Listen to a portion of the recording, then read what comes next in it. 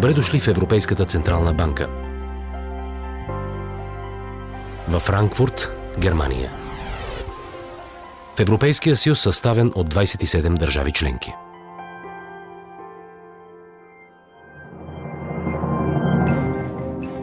Населението на Европейския съюз възлиза на 498 милиона, т.е. повече от това на Съединените щати, чието население е 305 милиона души и почти 4 пъти колкото населението на Япония.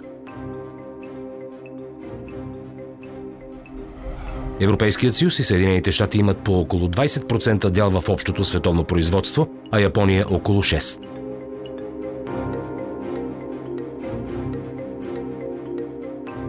Брутният вътрешен продукт на глава от населението в Европейския съюз възлиза на 26 100 евро годишно, в Съединените щати на 39 800 евро, а в Япония на 28 900 евро.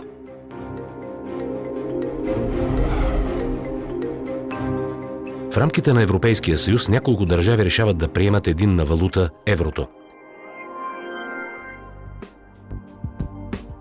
И прехвърлят правомощията в областта на паричната политика на Европейската централна банка, което си сътрудничи с националните централни банки на страните от евросистемата.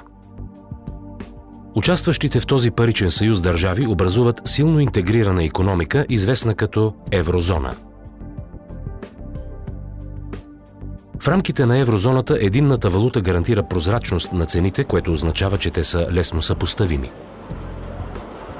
Това повишава конкурентоспособността, като улеснява намирането на най-изгоден доставчик на определен продукт или услуга. Единната валута премахва и риска от валутни колебания, което улеснява трансграничните инвестиции и търговията в еврозоната.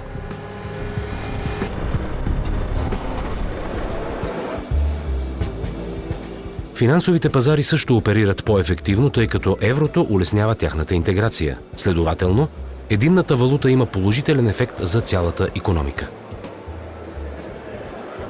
Ползи извличат и гражданите, за които е по-лесно да пътуват, пазаруват и работят в други страни от еврозоната. Цените са по-стабилни и инвестициите по-предвидими.